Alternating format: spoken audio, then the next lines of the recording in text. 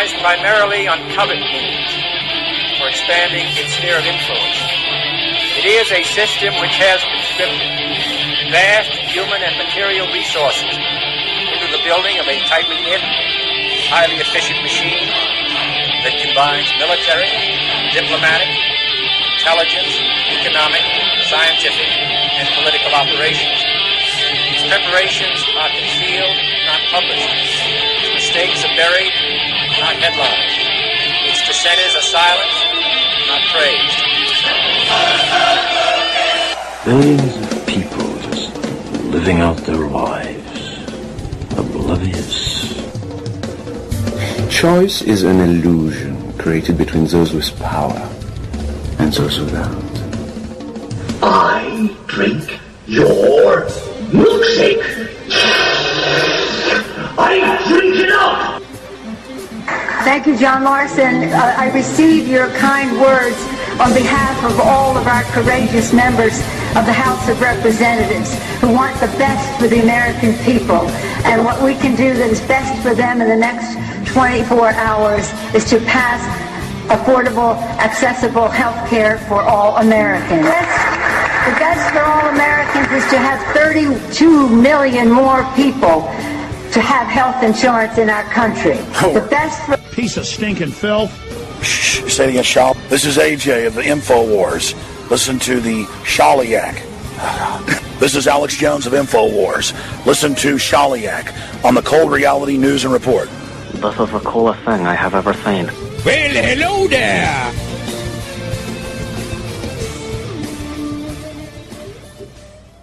All right, welcome to Cold Reality Radio here on the UCY.TV Broadcasting Network. Sunday, August 14th. It is 10:02 on the East Coast of Nightmerica. And I have two guests with me today. I have Clint Richardson of Corporation Nation, author, documentary filmmaker, critical thinker, super researcher. And I have Patrick Jordan from vaccinefraud.com, author and researcher. And as usual, I am humbled when I am on with such great minds. I mean, let's face it, the research that Clint and Patrick have done, and then combine that information every time you hear them on these programs, any program. It's time to really open up your mind and start listening, because the research that they have done and the research that they continue to do is just astounding, and it's just revelation after revelation. Clint, thanks for being here. Pat, thanks for being here, and let's get going. Let's get this thing started. So welcome to both of you.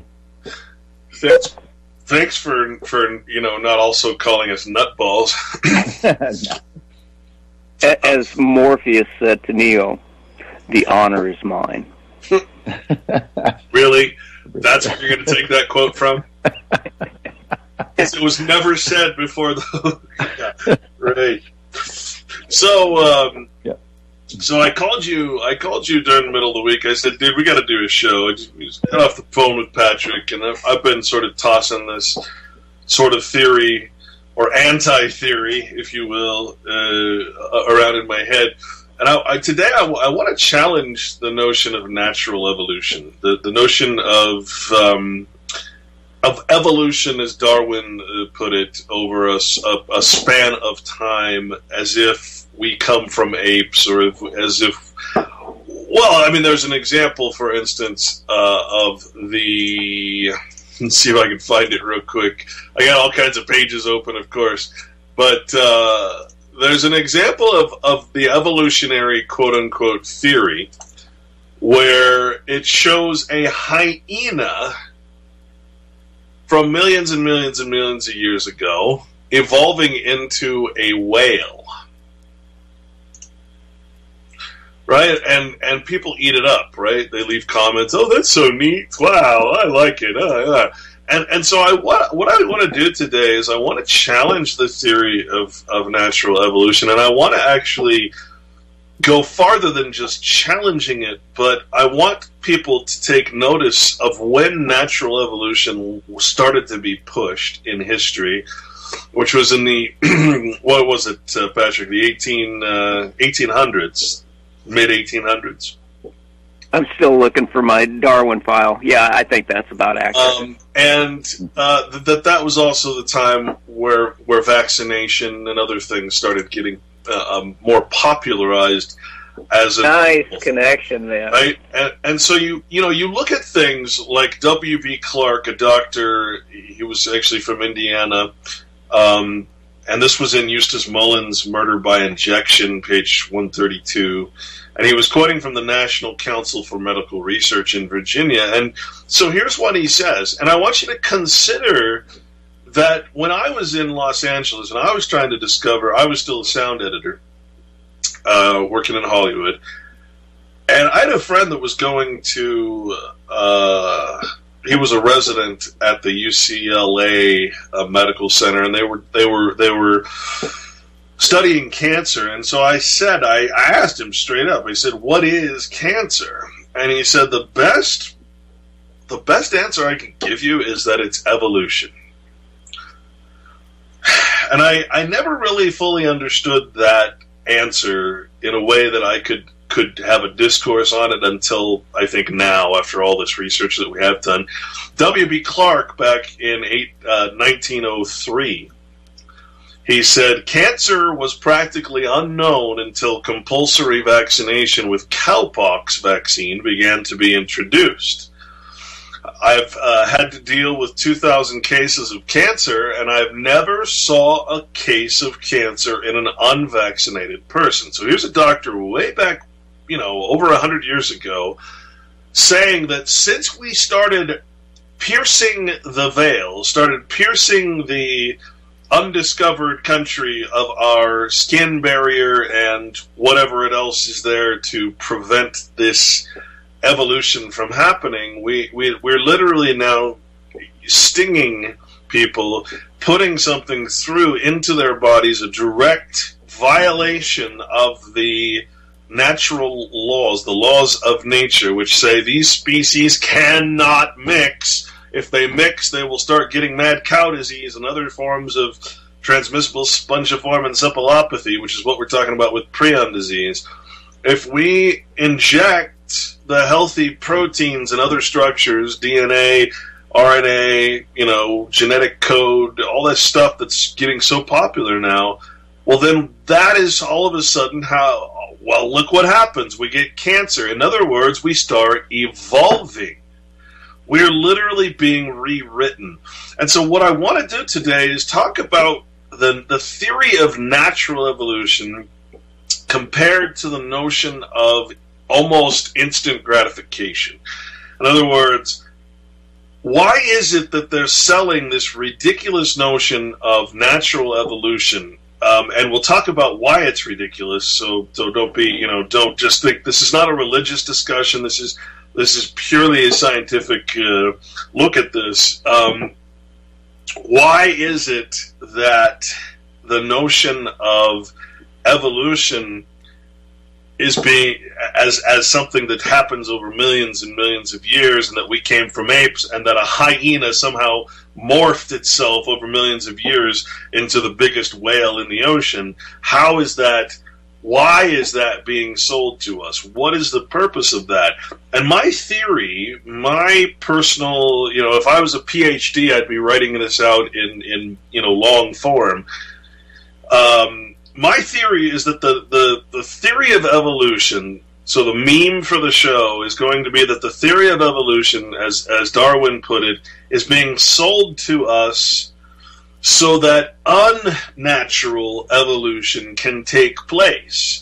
They can justify their scientific discoveries and their CRISPR technology and their vaccinations and everything else.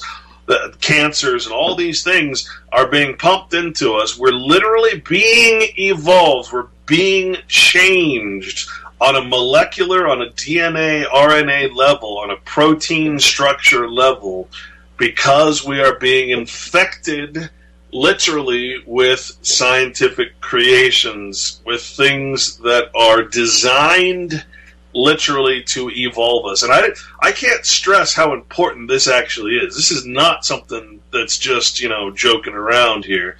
We're talking about, man, this is some serious shit. One of the things that we got to start out with is the definition again of evolution, which in 1828, Webster defined evolution as the act of unfolding or unrolling, a series of things unrolled or unfolded. Well, that describes the protein structure, the prion structure of the body, a series of proteins that are designed specifically for each species uniquely to protect that species so that there can be no infectious particles, no infectious evolution, if you will.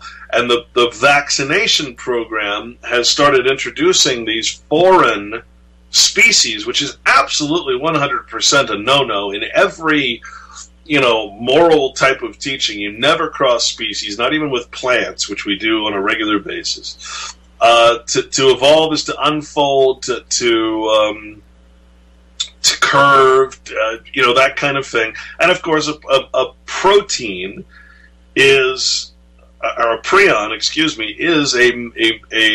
a healthy one is folded in a certain way, and when it's infected by a foreign agent, meaning an ape or a cow or a scrappy, which is from sheep, if a healthy prion from another animal gets into our body, it starts refolding or unfolding, evolving our very structure. It starts changing. It starts reprogramming us. It says, I'm a pig and you're human. I'm going to attach to you through your RNA connections, and I'm going to start refolding you. In other words, I'm going to start evolving you, whether it's up or down, better or for worse. I'm going to start evolving you. And so you have cancers, because why is it that in my lungs I'm growing pancreas cells, right? Because there's something unnatural is evolving in your body, right? They're selling us natural evolution as they kill us, literally change our very structure to something that is no longer natural, something that is patentable, something that is actually to the point where we're not going to be able to say that we are unique individual species. We're something created by man at that point. Well, then wouldn't that kind of goes and correlates with the human, because then we're not so much man as in untainted. They have tainted us, and then we essentially become the hue in the human.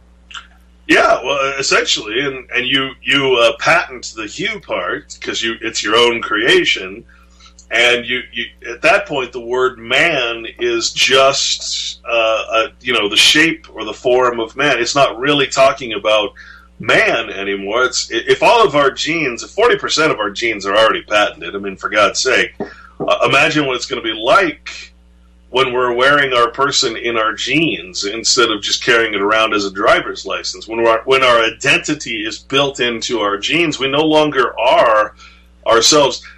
So Darwin, when he first wrote his Origin of Species, a year before that, he wrote The Descent of Man. Descent is another word for evolution, the act of passing from a higher to a lower place by any form or motion. So he's talking about de-evolving man into something that is less than man, exactly what we're talking about. Then he wrote his Origin of Species, and of course before that you had the unfolding of man, which was Jonas Salk's book, which he wrote before he wrote Infectious Molecules and Human Disease. He wrote a book called Man Unfolding, right? Which again is another word for evolution.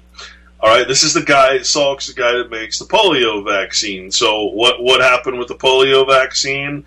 Well, as soon as polio vaccine started being pushed, that's when people started getting all the 90% of polio cases were vaccine related, right? So that, again, you're talking about a forced form of evolution. Your body is trying to cope with a foreign invasion. So the question then becomes, and we'll go to Patrick. The question becomes, if my protein structure, my prion structure, and just about everything else in my body is designed specifically to be in the quote-unquote human form, and anything that gets in my body causes an infection, causes an evolutionary process, well then how is it, and the only way to do that really is unnaturally through inoculation, through vaccination or some other form, xenotransplantation, whatever. It just doesn't happen in nature. So you tell me then, what is natural about evolution? There's, I'll give you one more example before we go to Patrick. There's a guy, you can go to iceagenow.info. This guy keeps track of, he's convinced there's an ice age coming, but he wrote a book. His first book was Magnetic Reversals and Evolutionary Leaps. Right? And he starts out by saying, during most of my 50 years, I accepted the idea of evolution almost unquestionably. As a logical fallacy, it makes perfect sense. Well, of course things evolved. It only makes sense. Well, no, it doesn't. There's absolutely no concrete evidence. There's nothing that shows evolution is natural. Right? Nothing. It's all, well, we could have had a species 15 million years ago that did this, and then the hyena laughed his way all the way and he became a whale. Right? That gets, after a while you're like, a dog became a whale. Okay. But he goes on to say that the only time evolution actually happens, he says, I learned that entirely new kinds of plants and animals just appeared in the geologic record almost immediately after certain extinction periods, time after time and after time. The new plants and animals had arrived as if they came out of nowhere, with no known ancestors, with no intermediate life forms to explain their sudden presence. And when you do a little bit of research, that's what you find, is you find that almost overnight you have a new species. Overnight, it seems, in the historical record, which of course we're always wary of, you find that there's a recording of a new species, right? It's not something that says, oh, look at there's the old species, and it's slowly evolving. No, it's a sudden appearance of something. It just happens just instantly, right? So my theory is that prions, specifically, prove that natural evolution cannot happen because our very bodies are designed to protect against the invasion of other species, and that the fact that we are being purposefully, scientifically, if you want to call it that, evolved, is probably the greatest fucking conspiracy I can possibly imagine against life itself, to actually evolve a species purposefully through inoculation. That is my going theory. I support you 100%. So I took notes, Clint, and I will follow up on all of the loose threads, but let me just address, quote, instant evolution seen in Darwin's finches, study says. That's the title of the article from National Geographic News, July 14th, 2006. And the article goes on to say that there was a climate change in the Galapagos, and the finches that Darwin was studying spontaneously, within one generation, created a brand new finch to fill an ecological niche that arose because of that climate change. So my point is to support your questions and your claims regarding the absolute confabulation of what we were sold as evolution. And this is going to piss a lot of people off, especially folks that have paid for their education and were taught evolution and bought it as a religion. I mean, they will literally have mental meltdowns, and, you know, good on you. So Darwin started working on his theories and started publishing papers in 1836. So let's call that 1840.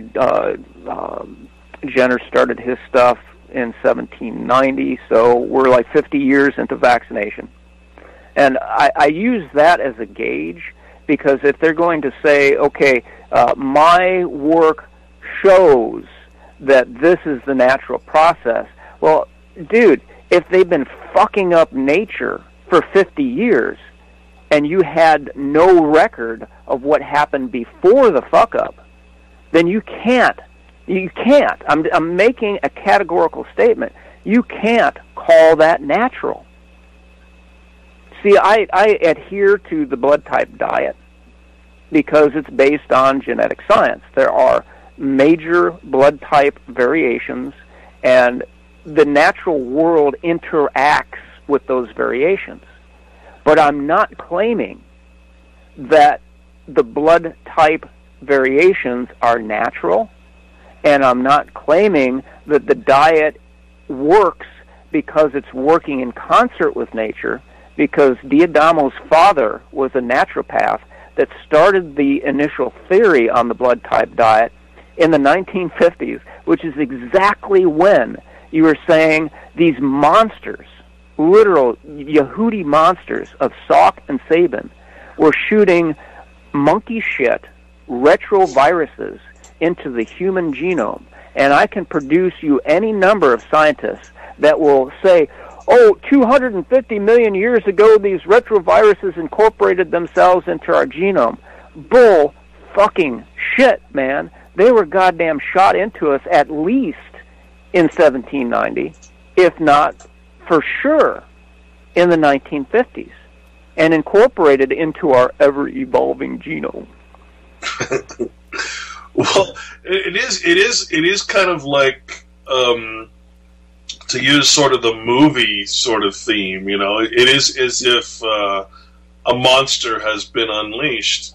One of the things that this modern sort of you know, there's this big movement right now for CRISPR, the new DNA altering, you know, things.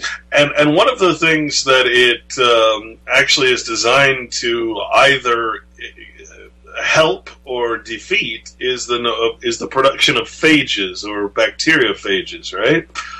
Now, this is what I say. The word bacteria, the word phage comes from the Greek phagian, which means to devour. Mm-hmm. All right, so you're talking about something, you know, proteins that encapsulate a DNA or an RNA genome, right?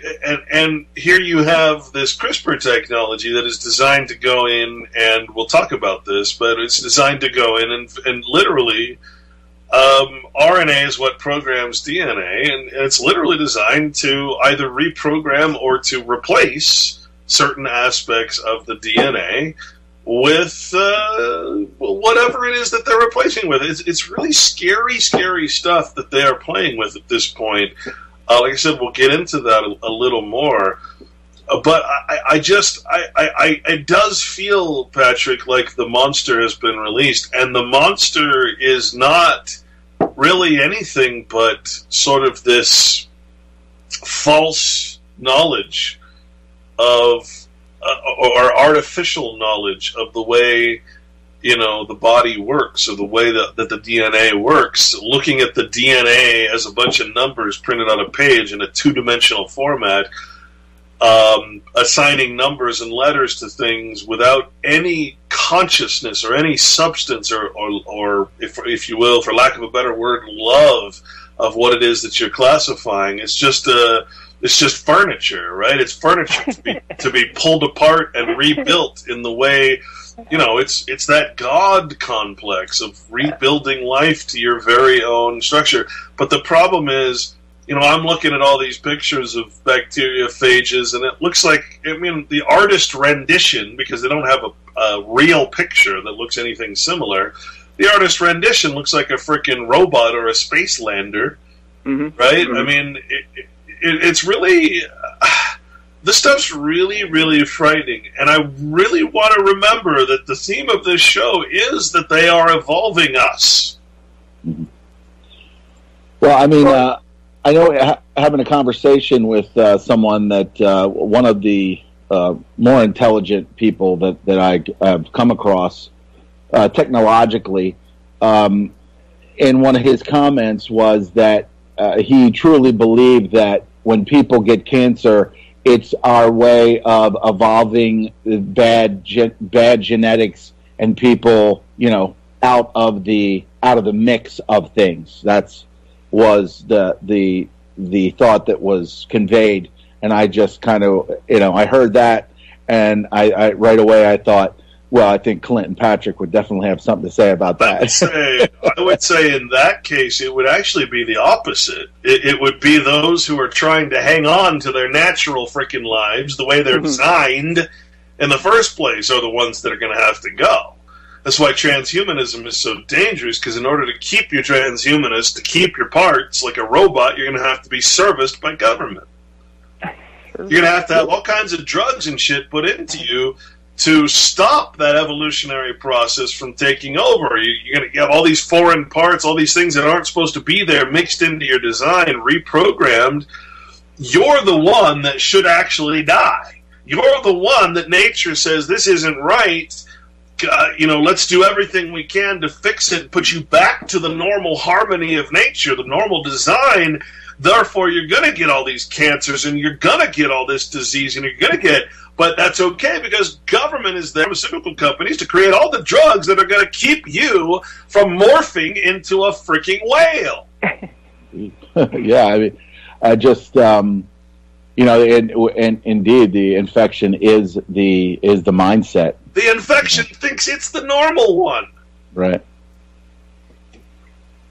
So let's take up that theme of the infection, and let's bring this into the Jordan world of my theory, which I hold to be unique in the world, of making everything a biological framework. So we're going to take religion, government, health, everything, throw it into the pot, cook it down, and what renders up to the top is biological.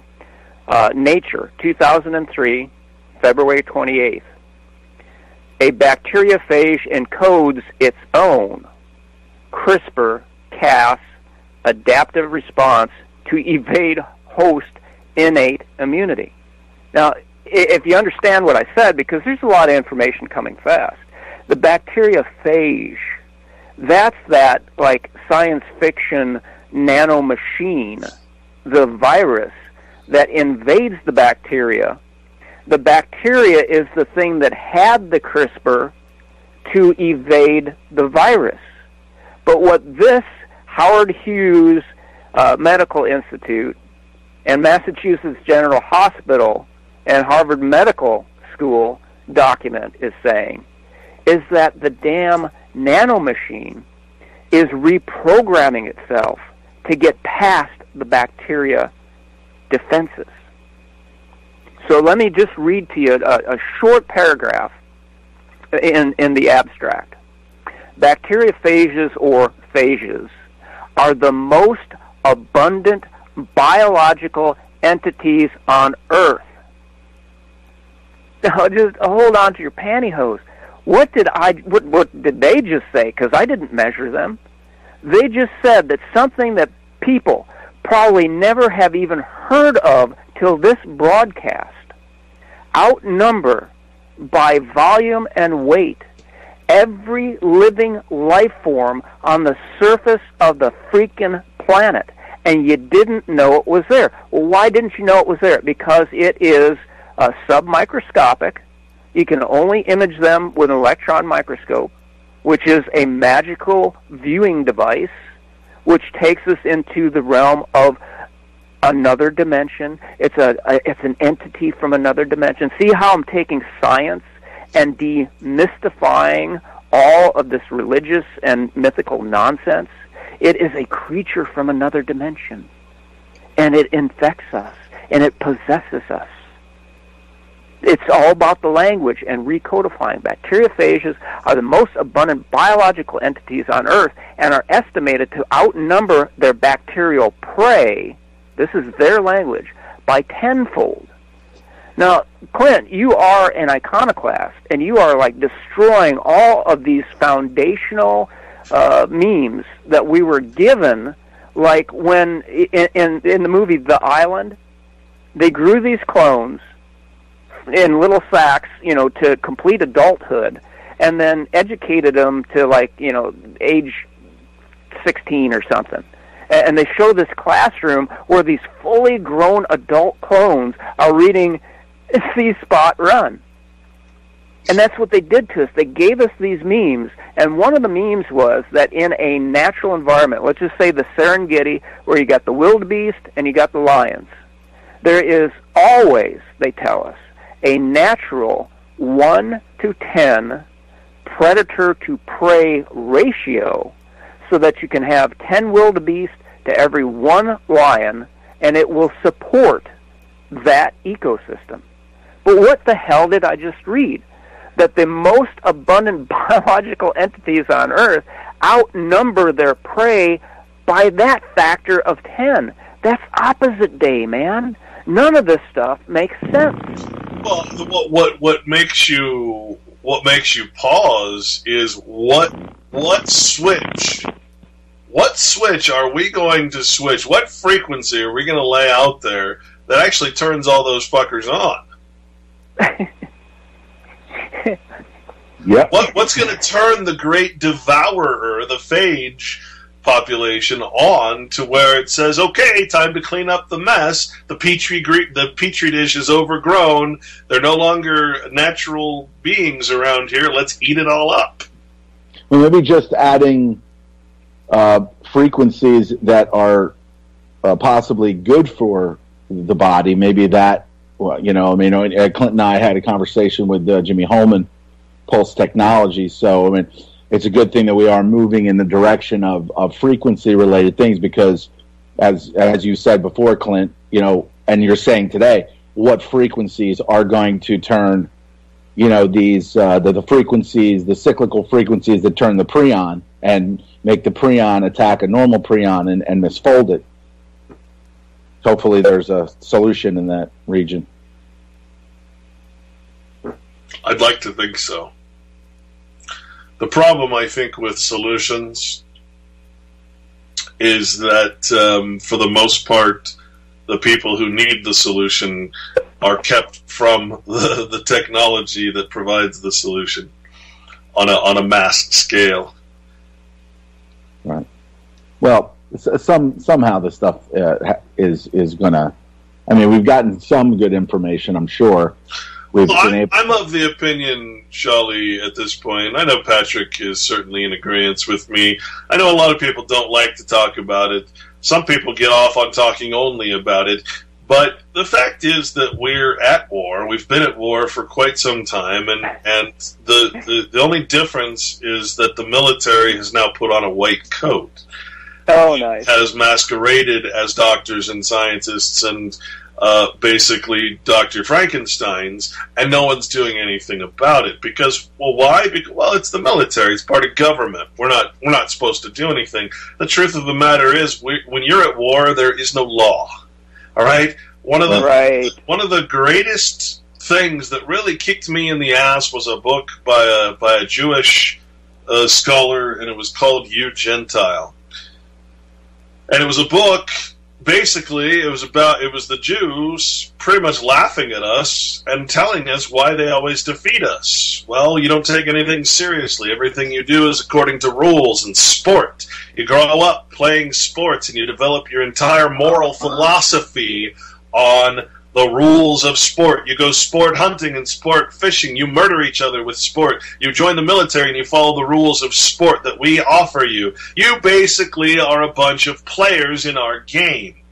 And at that point, you realize, oh, okay, so the reason we're losing this battle, the reason that we're literally being evolved and loving it, just like our McDonald's, we're not doing anything about it. We're not fighting this. We got the great beast has been unleashed, the monster that is the de-evolution, literally the tearing apart of our structure, our DNA structure, and reprogramming of it so that we can be nothing but new life, evolved life, which is no longer natural. Again, something that can be patented and enslaved, altered to the point where we cannot resist.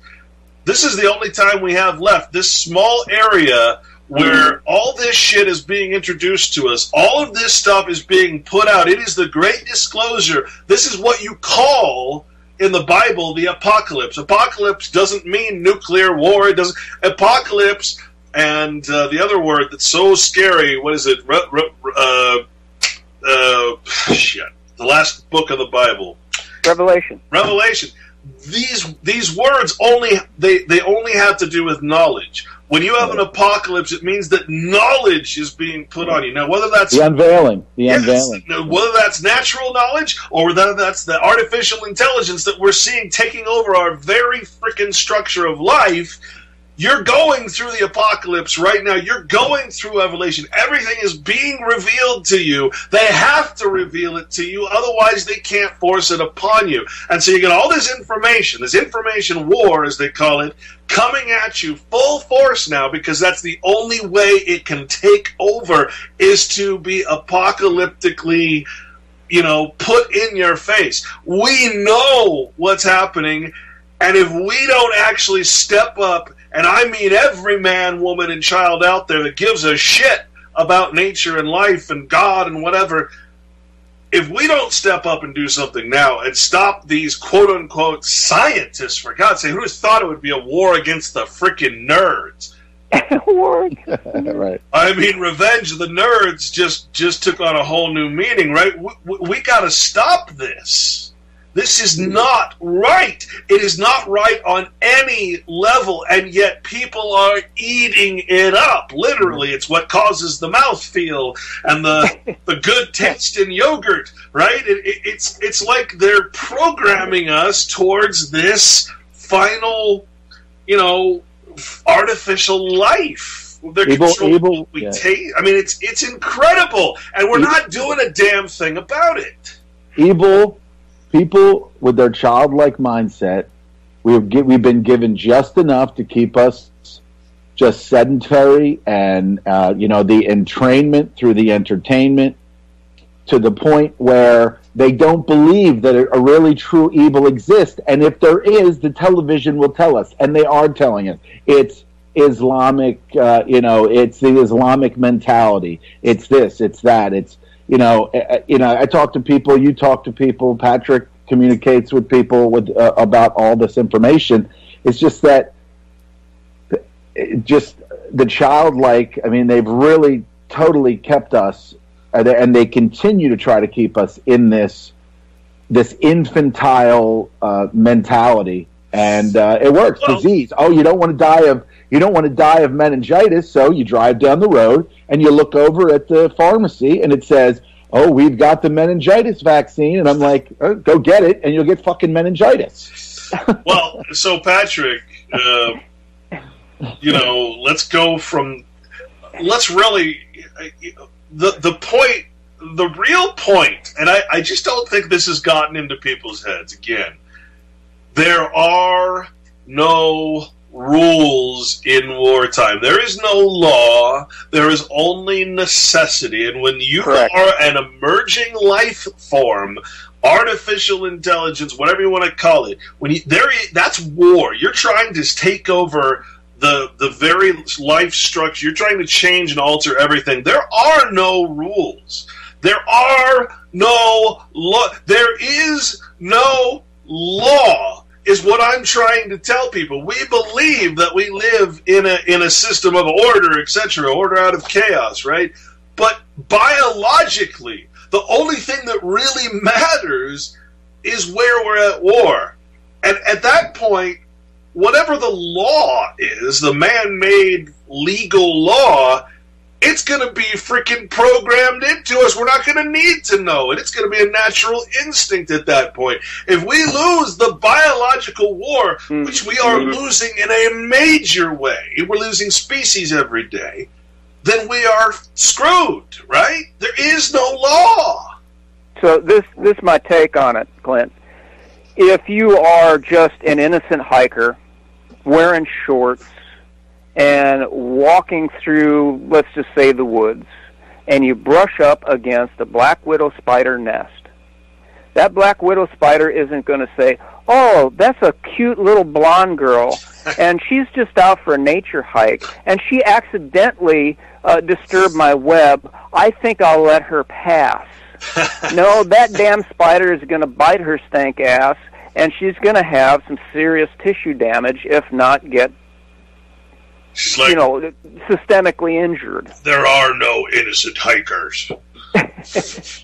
And so, we take that as, because you say nature is God, we take that template, it's a cookie cutter, and we take the gingerbread man of God, and we stamp it into another part of the dough that is one cohesive part of the entire dough that's been rolled out in life. And we stamp that gingerbread man down, and we go, now, how does that apply to the mother that was inculcated? Now, that word means that you abuse somebody until they adopt your view. They inculcated these mothers to take their children in for the HPV vaccine. So the little girl gets the vaccine, she foams at the mouth, she drops to the floor, and dies. And the doctor says, oh, it wasn't the vaccine. She had a seizure and hit her head, and they code for that on the death certificate. Now, in nature, wouldn't it be necessity for the mother then to look for any suitable object, like a bookend, cold cock the doctor, and when the nurse arrives says, oh, the doctor had a seizure and he hit his head and he died?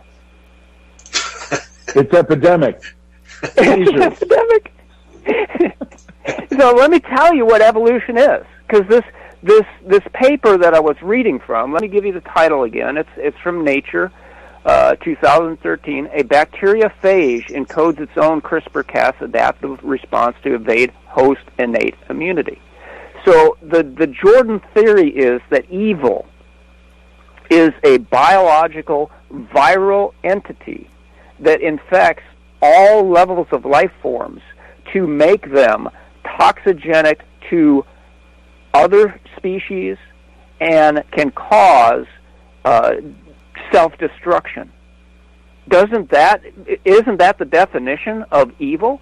Well, let's see what these talking heads in white coats, and by the way, white is the color of the good guys. That's why nobody fights against a doctor, because they're working for us. The constant threat of phage predation has led to the, you're gonna love this, the evolution of a broad range of bacterial immunity mechanisms. So, I'm truncating this single sentence to get to major points.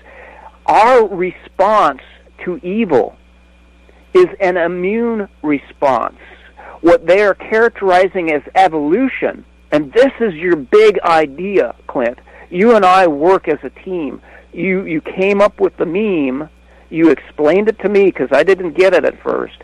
And now I can fill in the biological blanks to say, this is what evolution is. Evolution is the host fighting the evil infection. That's all evolution is, because you defined it earlier as none of the shit started happening until they started shooting it into us. Or some major, like you pointed out in the Galapagos, something major happened, right, that would not allow a species to survive then I could, okay, that makes sense, and it changes almost in a generation or overnight, right? Overnight being a reference to the span of time and what one generation in time is, right? So I mean, and what you're pointing at is shown over and over and over when we've used this example before, but it's a very it's something to really think about. The fact that even amongst the human species, right, the different species of man, and yes, we're different because we have different blood types, that the only way that certain blood types of men can have babies together is if we completely deaden the immune response. Right. Like, you literally have to tell the body, okay, don't do what's natural. I'm going to inject you. I'm going to alter your structure so that you don't have literally an immune response to the disease that is this foreign blood type child that's growing in your body. Your body's going to see it as an infection, but here, let me inject you with something that forces your body to adapt, to evolve in a temporary way or a permanent way, so that you can have a child with this person that nature is telling you you're not freaking compatible, you dumbass. You're having an immune response. Oh, well, that's okay. We can just fix the immune response. Oh yeah, that is always their answer. Is if you have inflammation or infection, that's a terrible thing because it's breaking down your body. So let's just get rid of the inflammation. Pay no attention to the signs and symbols. Pay no attention to the fact that the body's trying to tell you something, and that according to the design of nature, it's not supposed to happen. Well, that's okay. We can fix it. That's a ridiculous freaking idea. That is almost as stupid as crossing species. Oh. And what I wanted to emphasize, Clint, is in private conversation, we were talking about the ancient Assyrians and Babylonians and Egyptians that on all of their pictograms had chimeras. You would have the man body with the animal head. Yeah. And we can go all the way back to 1600 BC. And people worship Ayurvedic medicine. Oh man, that's the stuff that came out of India. That's some good stuff. The founder of Ayurvedic medicine was inoculating people with smallpox in 1600 BC, if you believe those dates. And everything's being called into question. That's the new meme, is to question all reality. But if we just accept 1600 BC, the founder of Ayurvedic medicine was doing an Edward Jenner. Right. So, how far back do we have to go to say, well, what the hell was a pristine human genome before they started fucking with it? And then you get Edward Jenner, and what they were saying, because people back then weren't stupid just because it was an earlier age. They were coming out against Jenner's insane practice, calling it the ingrafting of bestial disease. Well, what is that? That's chimera. Yeah. It's important to distinguish between true knowledge and the kind of knowledge that's referred to as the fruit of, the tree of knowledge, the good and evil. Concepts, in other words, right? So right now we're toying with knowledge that is really useless knowledge. All of this, wondrous thing that we call education and university knowledge is all a bunch of crap. It has nothing to do with nature or the design of nature, and because our heads are filled with a bunch of basically proprietary or unnatural knowledge, we are thus led in a direction that we will literally kill ourselves because of that knowledge. Thus, you have the idea of the Great Flood, which is a figurative term, to refer to, wiping clean exactly what we're talking about right now. People who are so caught up in the matrix, in the artificial reality, that they would not recognize what is nature if their life depended on it, and their life does depend on it. So you're talking about a different kind of knowledge when you're talking about ancient knowledge. You're talking about the knowledge, right? It's not just facts and figures and histories and dates and times and equations and that.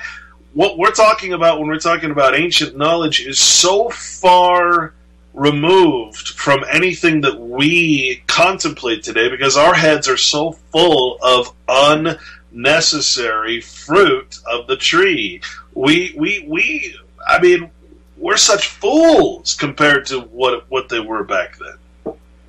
I mean, it's pretty obvious that with them, saying that we've evolved from apes, what they failed to tell us is that they're making us, they're pushing us back to what they said we came from. Right. Which we didn't come from. Descent of man, dude. Yeah. Exactly. Yeah, and Shali, you brought up the idea of cancer.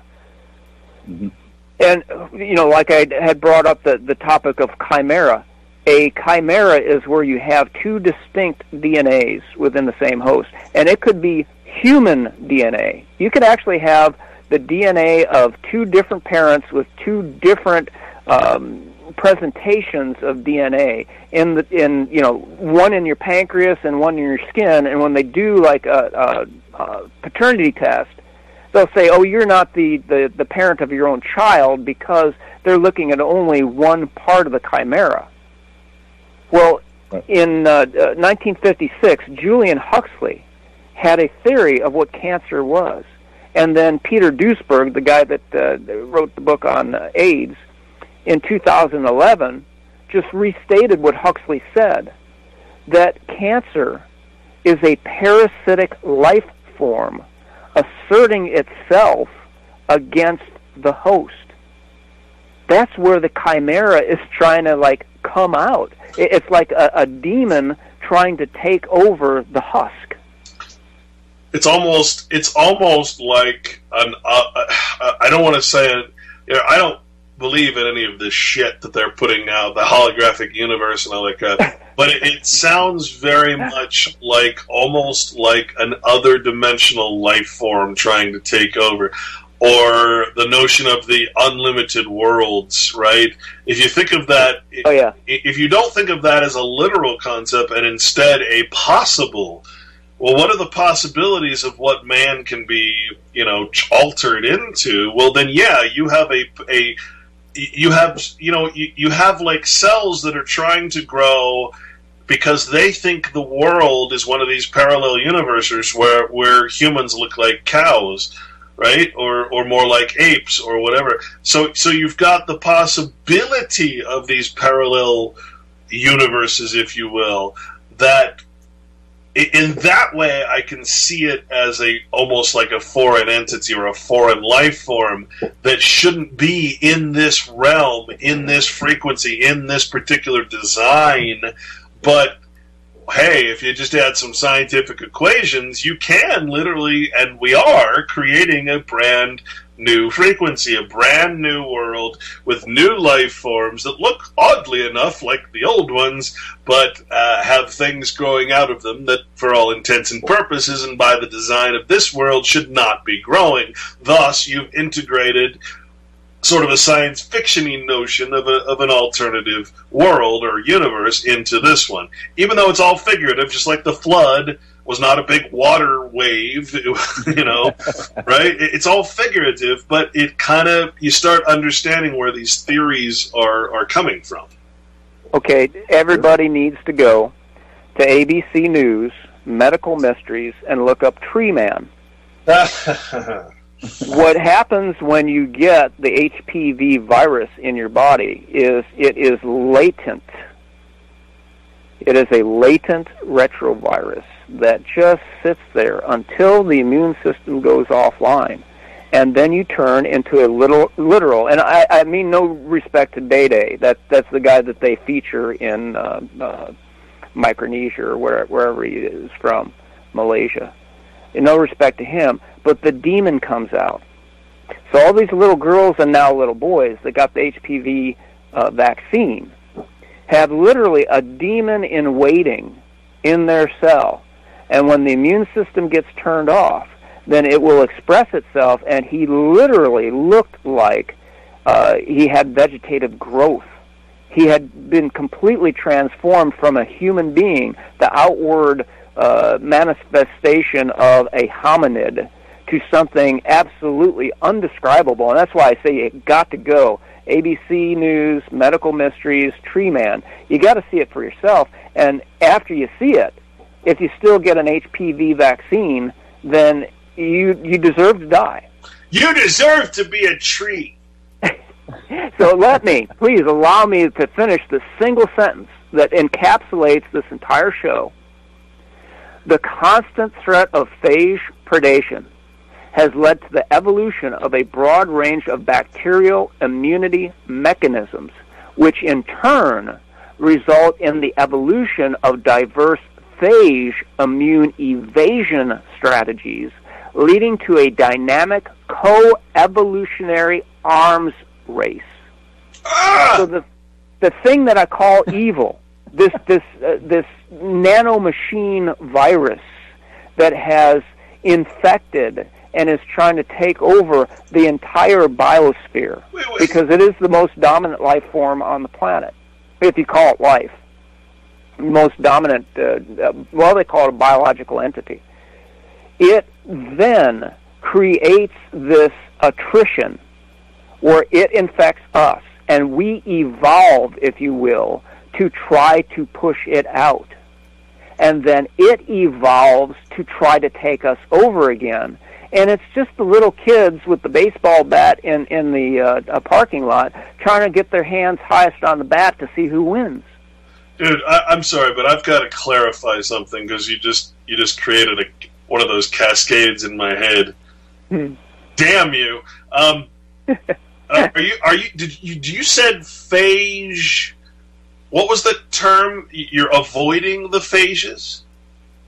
Phage immune evasion strategy. So you're saying literally that you've got all these phages, which you say outnumber us, what, 10 to 1? 10 to 1.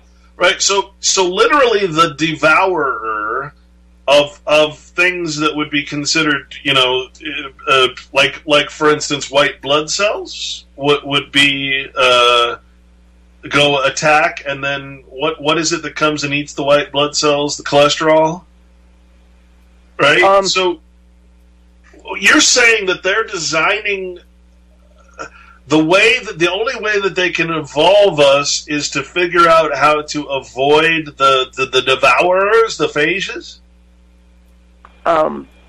Phage resistance, literally. I want to go in the direction that you're going. Let me restate it the way that I understand it, and see if you can then create your own meme.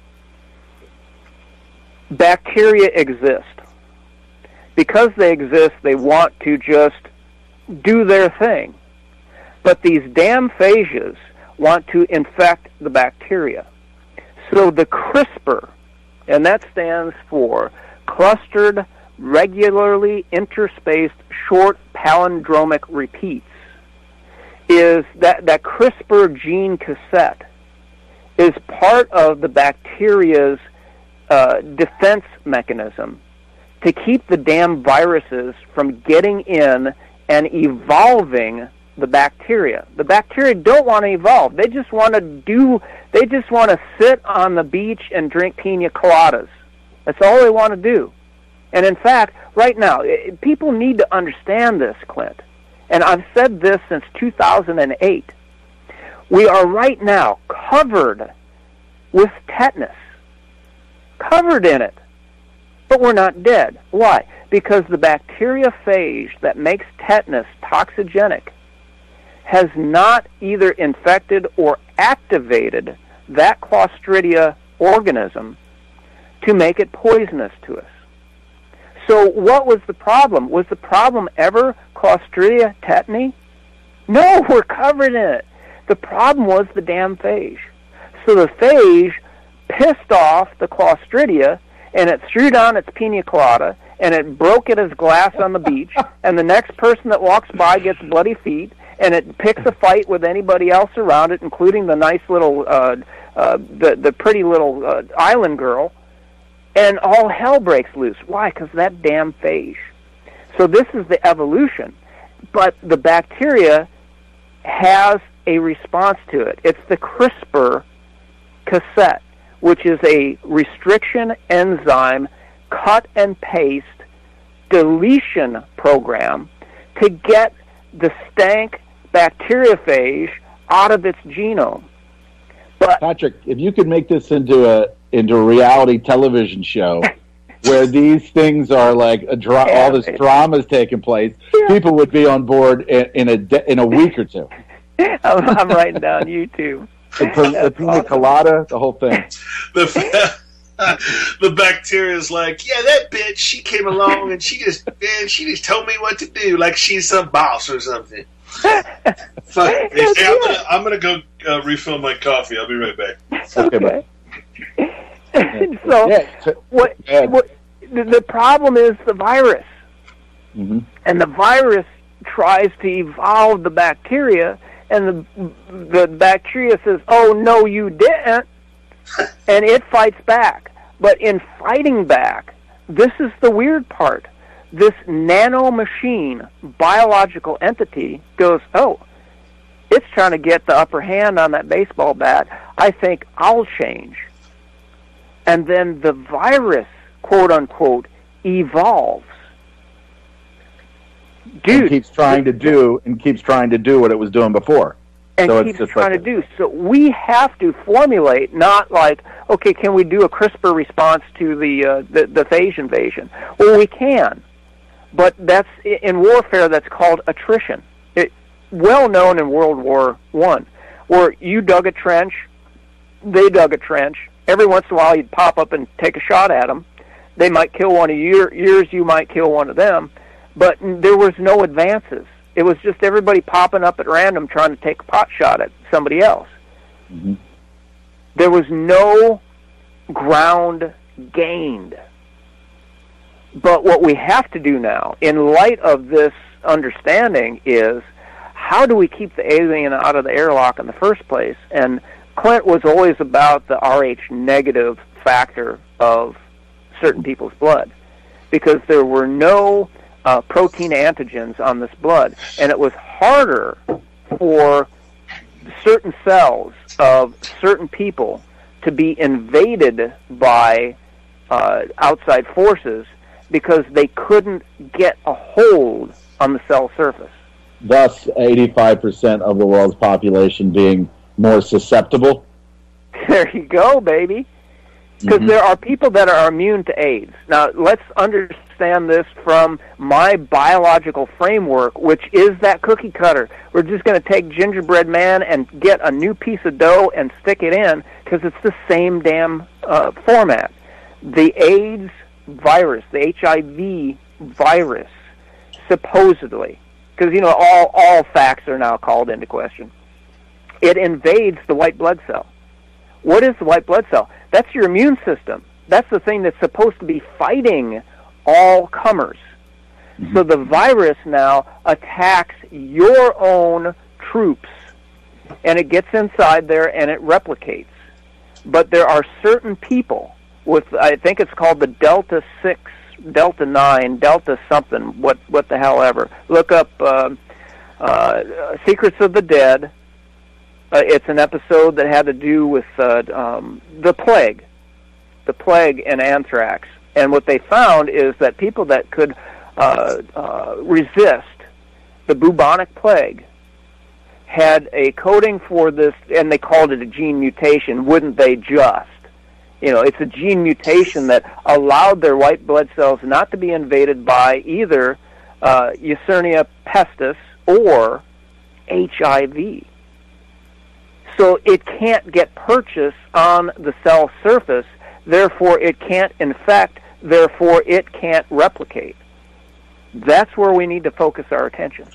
Also, Patrick, I also found out a while ago that there is a high percentage of the pure German population that is also immune to, because of their blood type or because of their physiology, I'm not sure, German people, certain German people, pure-blooded German people, are also immune to the AIDS, whatever it is.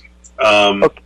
And let's look at this. It's because they didn't mix. And it wasn't, I listened to all your shows on RBN, Clint. Wasn't that one of your primary memes, is don't mix? Well, so the point, yeah, and that's the point I'm trying to make, because if you go to Black's Law, you see, we think of German as just some term like American, which, American, what does America mean, but basically throw every genome in a pot and stir it. Yeah. Right? But German actually carries the meaning of whole or full or of its own in respect to relationship or descent. It's not a country. It's actually a term describing a descent of a certain people. Brothers, German, supposed to have brothers, those who have the same father and mother, cousins, German, etc. Germain, kind of the same thing in close relationship, appropriate or relative. Germanus in the Latin was descended of the same stock or from the same couple of ancestors. So why do you think, man, the German people are such a problem for these people who want to, why did worldwide Jewry actually declare war on Germany, an economic war in the 1930s, leading to what happened? Why is it that they wanted to destroy the white Germanic nations?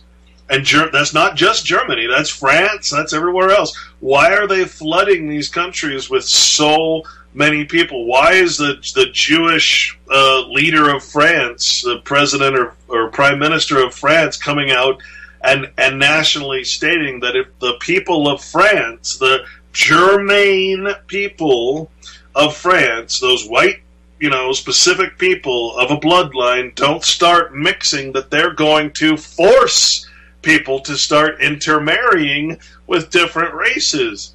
You gotta be kidding. This gives a whole new meaning to the notion that they're trying to mix. They're trying to destroy the quote unquote white race. White is really a term that doesn't mean anything in the long run. They're trying. It's internal that matters. So you're trying to destroy the whole, the full, the descendants of pure racial integrity. And again, this has nothing to do with racism. It's purely a scientific discussion. If you can get rid of those traits that are unique, that cause you to be immune to all of these diseases by, again, intermixing with other races, right? Then all of a sudden, now everything's all mixed up. You got one big giant melting pot of people who have no concept of Germanity whatsoever. And keep in mind, that means that certain tribes in Africa are also German or Germain. Black people are Germain. White people are Germain. This is not a matter of looking at things hatefully or whatever it is that you want to apply to it. This is purely a notion of, hey, there are traits in the Germain peoples of the world, not just Germany, right, that are immune to our diseases. We're trying to militarily infect the entire world. Right. The only way we can do that is to cause these people to evolve in the way that they're mixing and they're not protecting their bloodlines. And you want to know why it is that we look in history and we say, oh, okay, all these people were always intermarrying, protecting their estates, protecting their bloodlines. I think that's why. I think they know. That's the history of non-mixing of species, non-mixing of cultures, non-mixing of it, because you're protecting that strong immunity factor. I think that's what it boils down to, and I think that is where most of these customs, rituals, and laws come from. Religions too. I was surprised to find out that the Franks were simply another tribe of what was called the Germanic race. And so, again, if we just take what you're saying at face value, that the Germans are resistant to evolution, then it is, from my point of view, Clint, without any external referencing or qualification, it is a given that they are trying to evolve the Franks, who are just another tribe of the Germans, to get them to be what it is that they are trying to manipulate the human race to become, which is completely unable, and this was your earlier point in the first hour, unable to resist takeover by the virus, because this attrition warfare, at some point, there's a concept in phage biology. It's called kill the winner. Literally, look it up. It's a biological term, kill the winner. So, if you finally make it to the end, it's the end of this game of attrition, the evil will destroy you, because there's nothing left. There's no purity, because you've been so evolved that it's that the biological arms race in that paper that I had quoted. It has so back and forth with this, I got a CRISPR, I got an anti-CRISPR, I got a CRISPR, I got the anti-CRISPR to the anti-CRISPR. And then it's to a point of attrition to where they just wore you out, that you're a nub. There's nothing left. So you won. Yeah, you're fucking dead. It sounds like Kill the Winner sounds like another good reality TV show. Thank you. I'm writing that one down, too. Somebody tuning in would be like, what is this, a food show? What are you trying to crisp? No matter how much crispy skin you put on a CRISPR chicken, it's still going to be a genetically altered chicken. And phage means to eat, so let's have dinner. And like you were saying, Clint, about racism, it's not about racism. The other thing racism is good for is drama. Well, I mean, you gotta have that. Imagine if there was a reality show based on like plants that were similar but not the same. I like this, man. That bitch, she got some blue flower going on. Did you see that shit? Oh my God, she's not white flowered like the rest of us.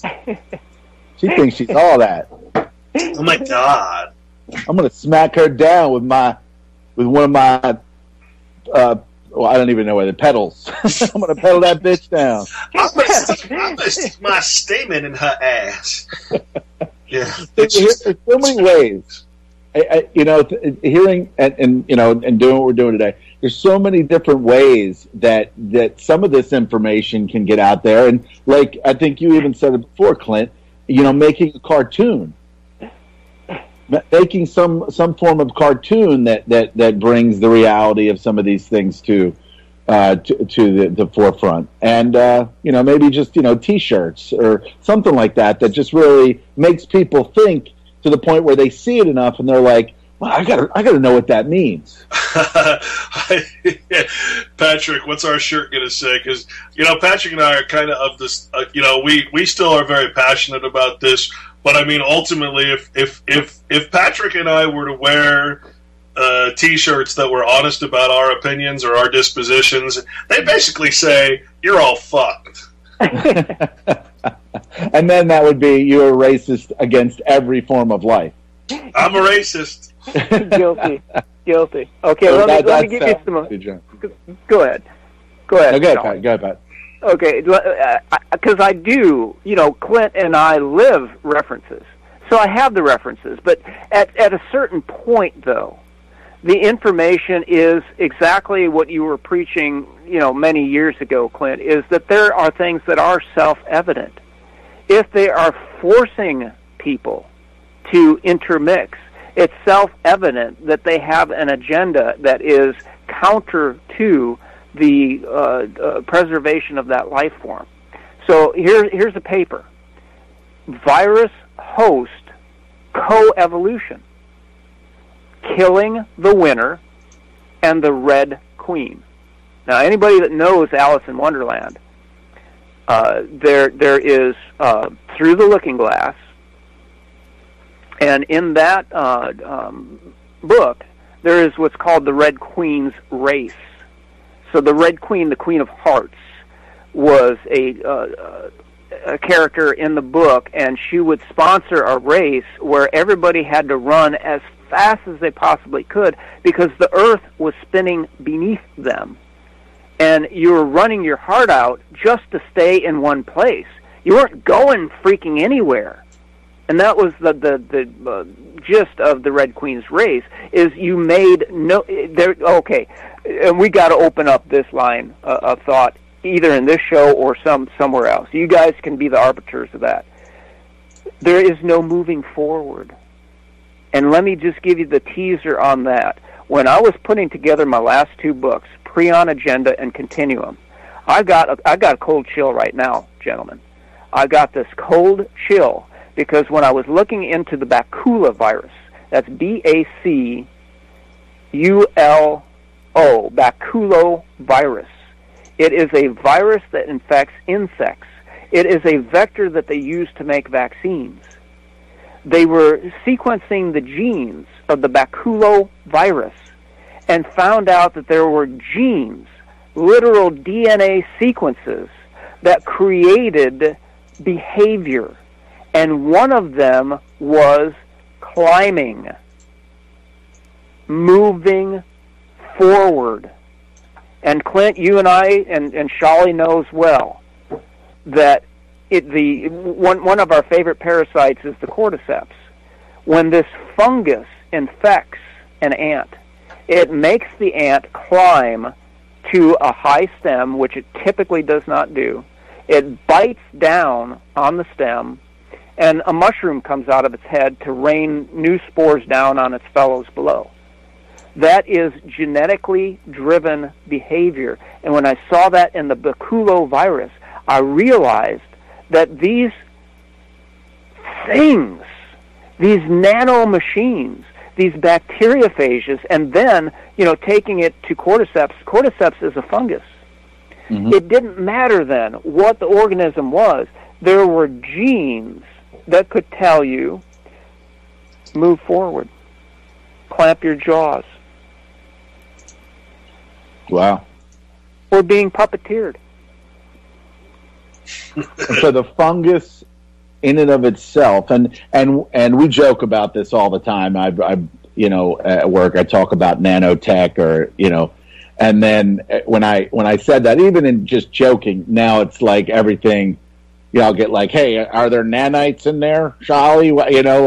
I'll get, they'll kind of, bust my balls about, whatever. Right. But I think that they're kind of catching on that, in a sense, if that's even possible, with all the, the heavy brainwashing. But, this fungus gets into this ant, and, and I know Clint and I have spoken about, the spider, that gets bitten by the wasp, and it does everything that is completely, not its nature. It puts itself in danger. Wait a minute. Let me clarify. Wasps do not bite.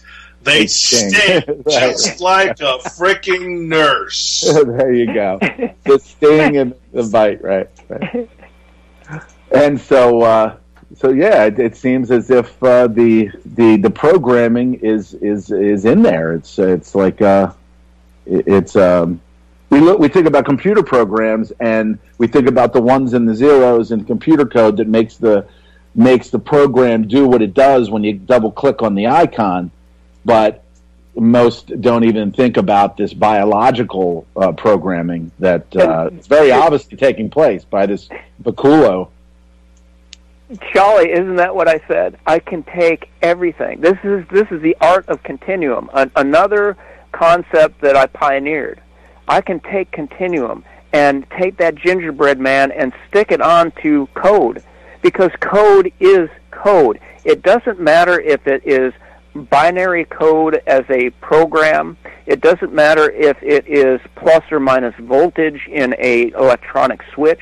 It doesn't matter if it is the 4-bit biological base pairs of DNA or 4-bit biological base pairs of RNA. Code is code, and it has an effect on the natural world. And if you can get past the biases that were put into our head, as we were taught, see spot run in the island, then you can see all these connections. Now, here's for your coworkers. This is host virus coevolution, killing the winner and the Red Queen by Hywell, Hywell Williams. Where? What's he out of? The Computational Biology Laboratory, School of Computing Sciences, University of East Anglia, UK. Dude, I did not prepare this. I had no idea what Shali was going to say. And what were we just talking about? I got cold chills right now. We're talking about bacteriophages and bacteria. And this paper was written, Killing the Winner, was written by the School of Computing Sciences in Great Britain. Good God. So bring this to your coworkers. Viruses are the most abundant replicating entities on Earth, with an estimated 10 to the 30th power virus particles in Earth's oceans alone. Dude, are there nanites in there?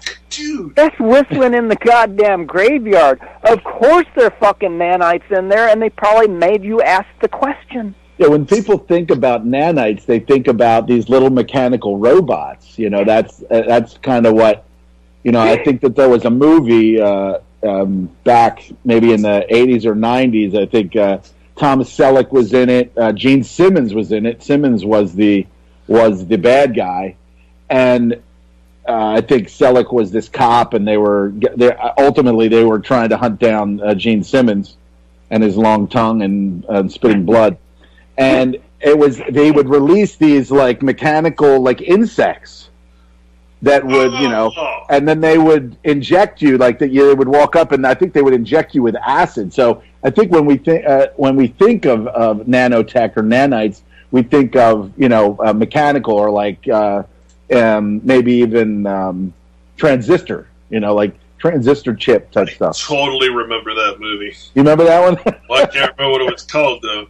One word, but I can't think of the name. So I think what Patrick is, in a nutshell, trying to tell your friends who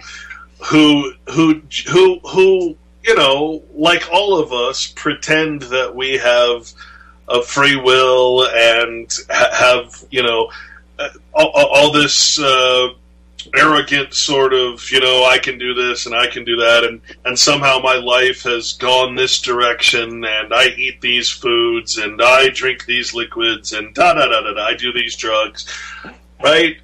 Those are not necessarily your choices. In other words, what Patrick is really trying to say is that the whole design of life, everything on Earth, is literally being guided by the specific genomic interference that's happening from all of these different viruses, all of these different foods, all of these different things that are switching on and off your traits, your literal personality traits. With or without the vaccine. Right.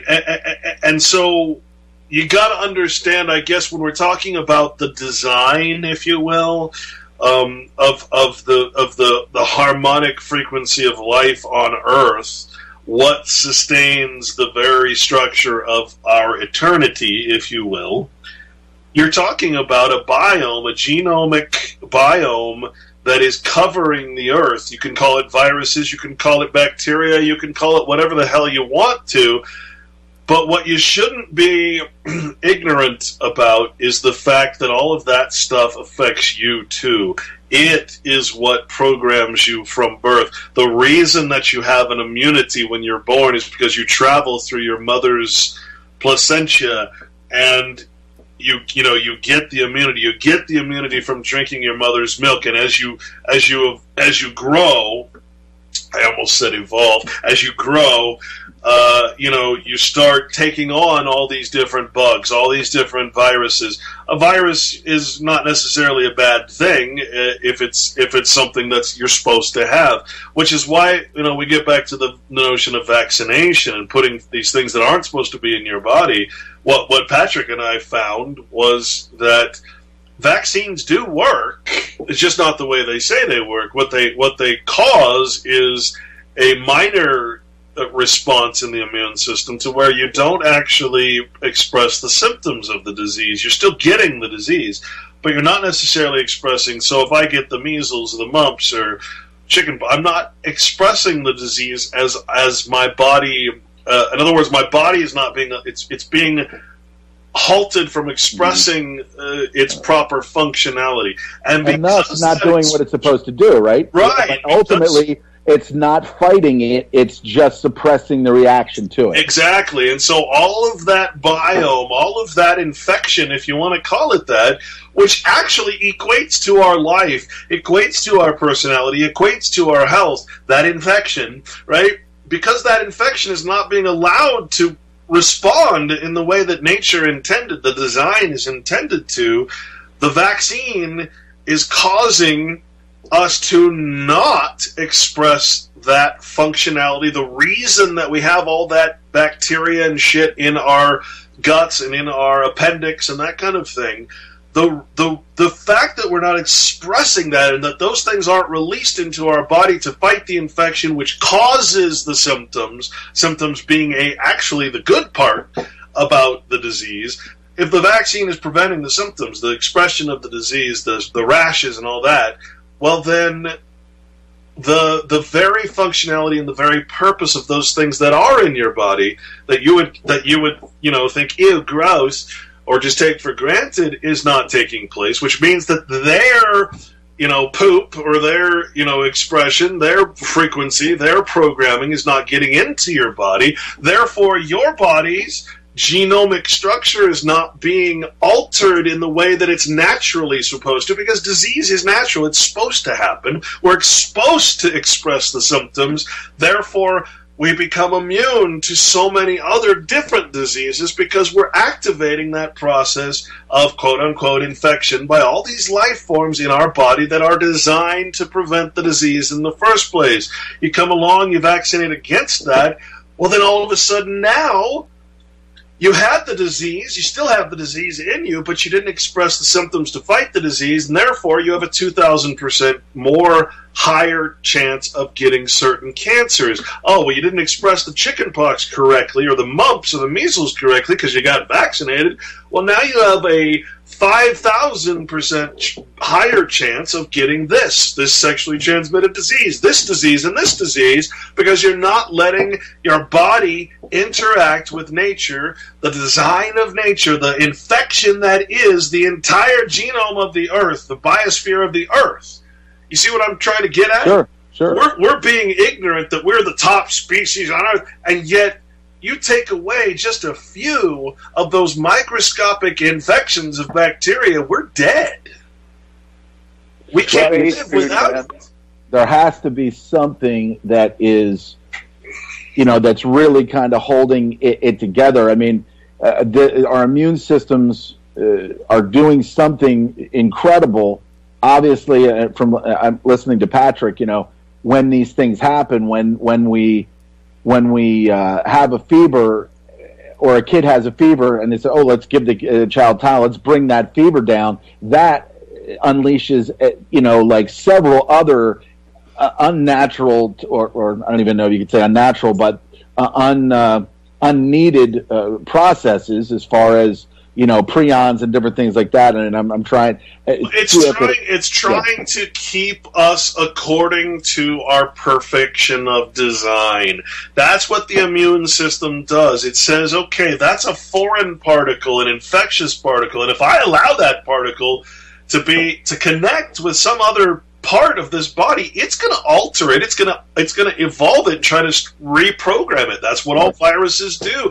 That's what phages do. They're going in, they're reprogramming. And so we have an entire structure, and this is why I say natural evolution is bunk, because we have an entire structure that says, oh, holy crap, we got to stop all these bugs that are, this bug, for instance, it shouldn't be in the human, it should be in the ape.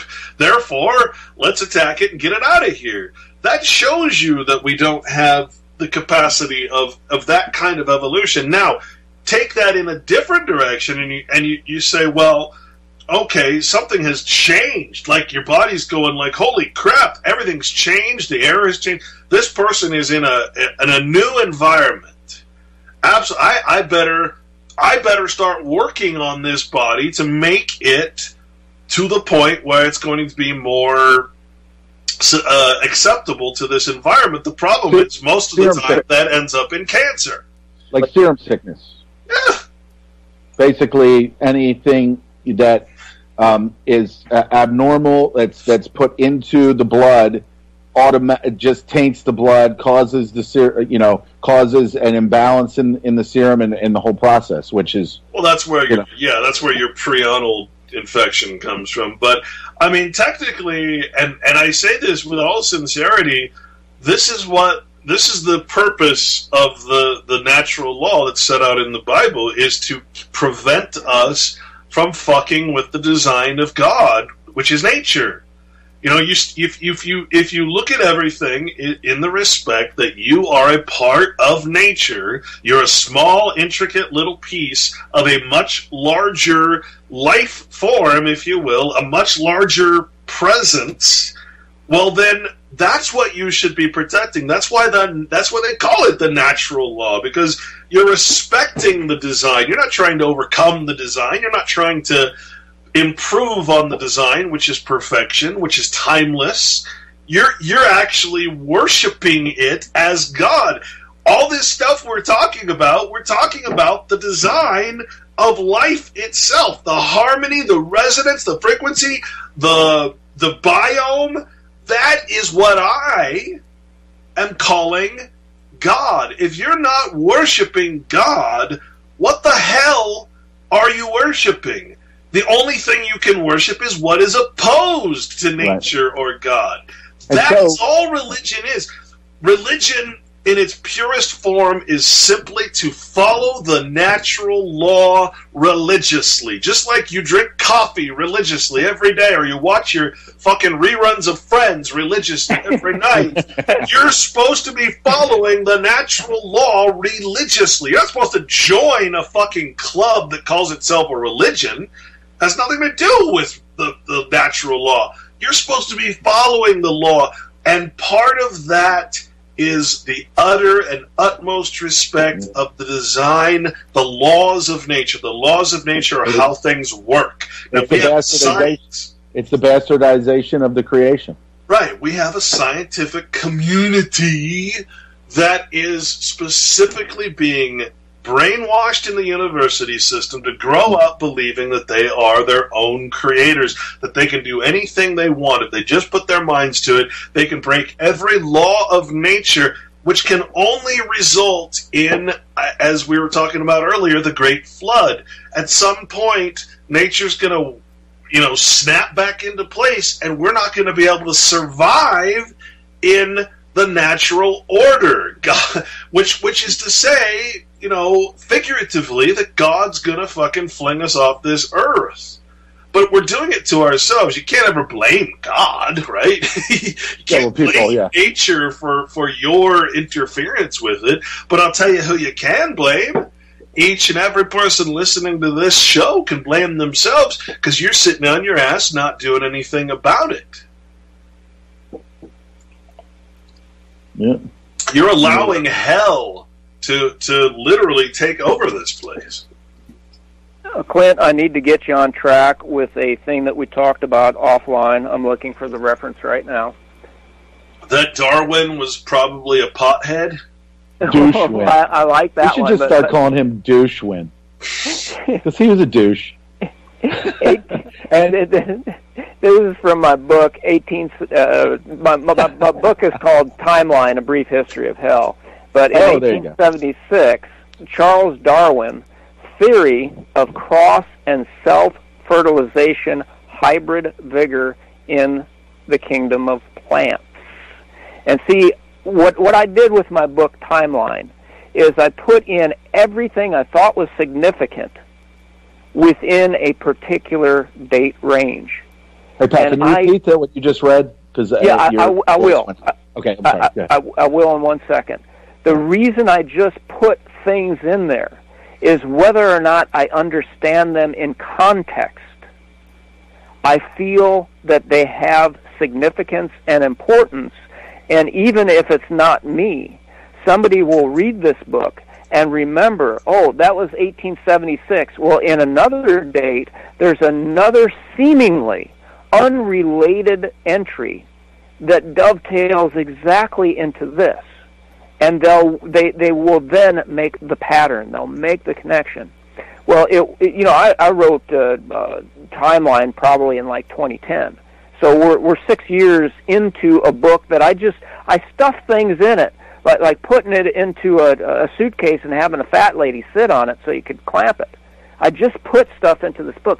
I never knew until Clint and I were talking about Darwin that he had a theory of cross and self-fertilization. That's like a pure line of Germans. Hybrid vigor in the plant kingdom. And so when Clint and I were talking this out, it's like, well, do you understand what hybridization is? It's where you take two different varieties of the same species and you cross them so that you can get particular traits. Well, that cross-fertilization, can either happen in nature at random or you can force it. If you forced it, then you are creating evolution. But in that evolution, we are stuck with the conundrum of the mule and the donkey. When you create a plant hybrid, it is vigorous the first year. But if you save its seeds, it loses vigor every successive generation to the point of extinction.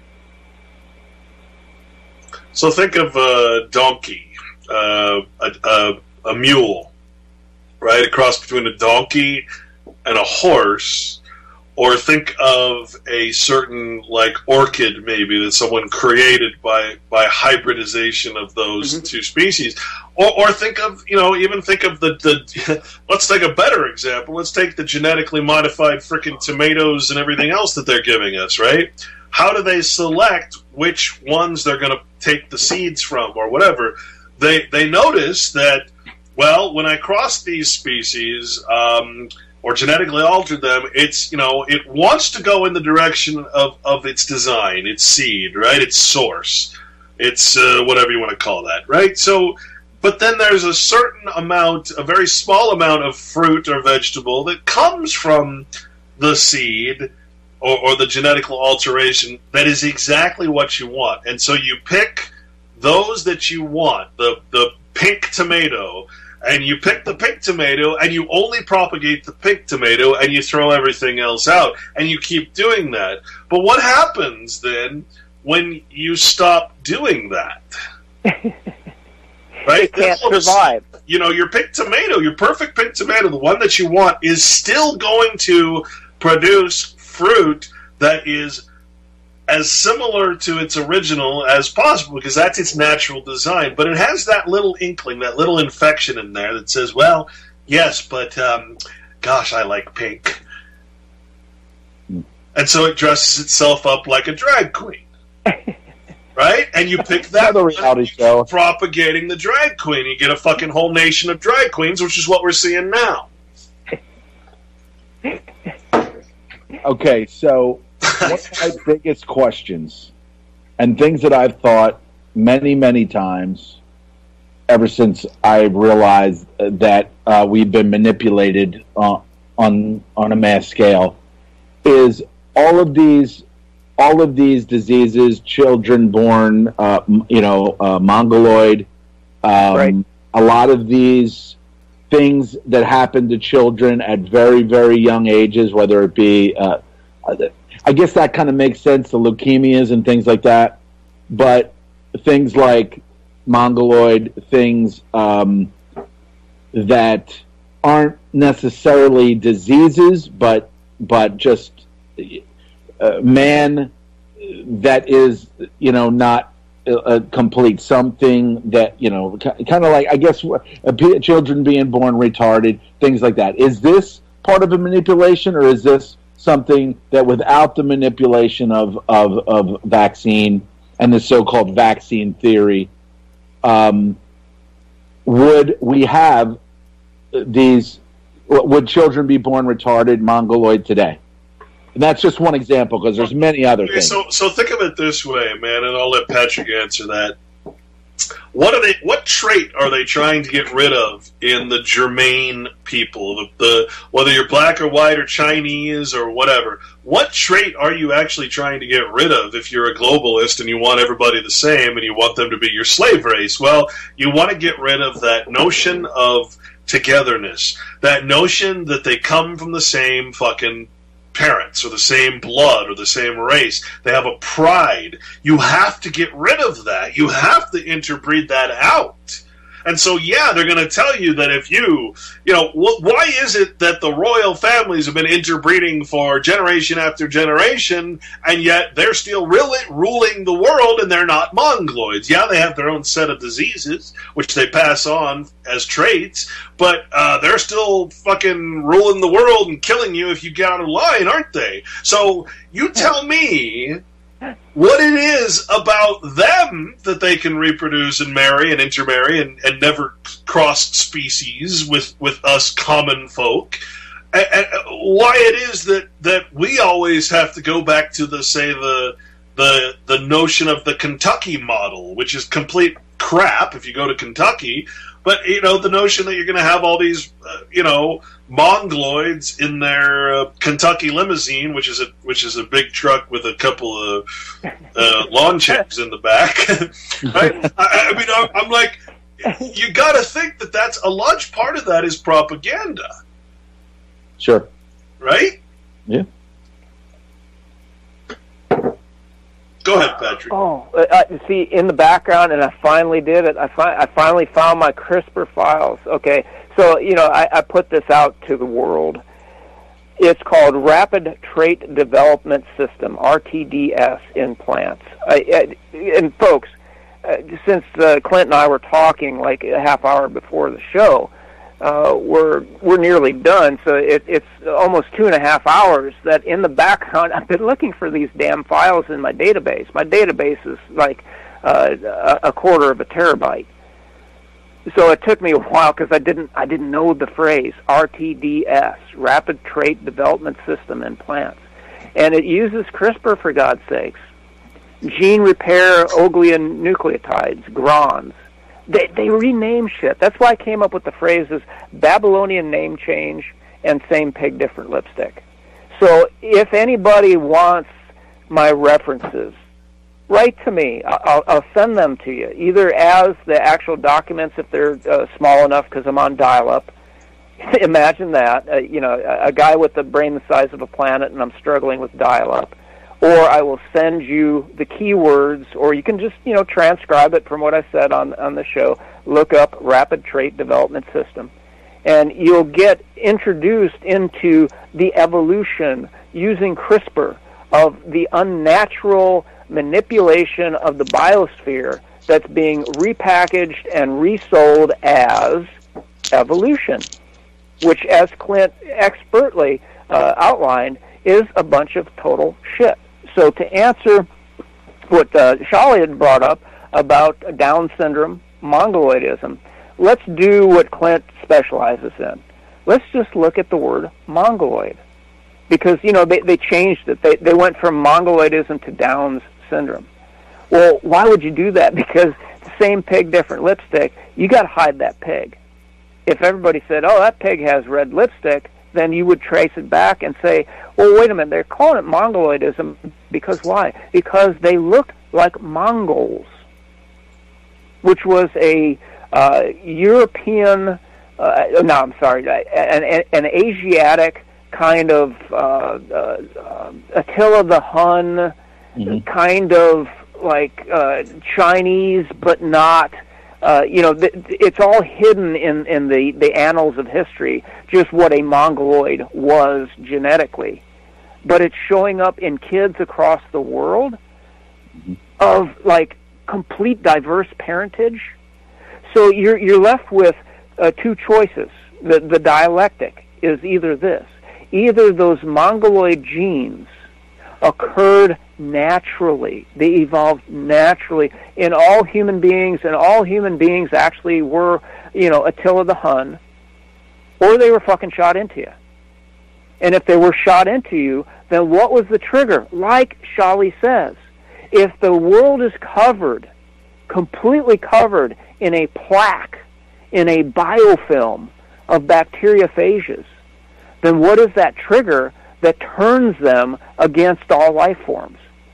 So what was it that brought out, that expressed, that turned on these Mongoloid genes that may have been inserted there surreptitiously to create these children with, and I'm going to say defects. I don't mean any disrespect to anybody that has Down syndrome or autism or whatever. These are, scientifically, they are genetic defects. They don't belong there, and they were activated. So you were actually aggressed upon by a military action. Yeah, and to be clear, these terms, we have Mongoloid, we have Negroid, we have Caucasoid, yep. I think there's one other that I can't think of at the moment, which is a distinction between, obviously, the darker-skinned people. The Mongoloid is actually East Asia, Central Asia, Southeast Asia, Siberia, North Asia. Siberia is Russia, right? So we're talking about certain tribes and certain traits in people. Now, you take that in its neutral capacity, and there's nothing wrong with it. But when a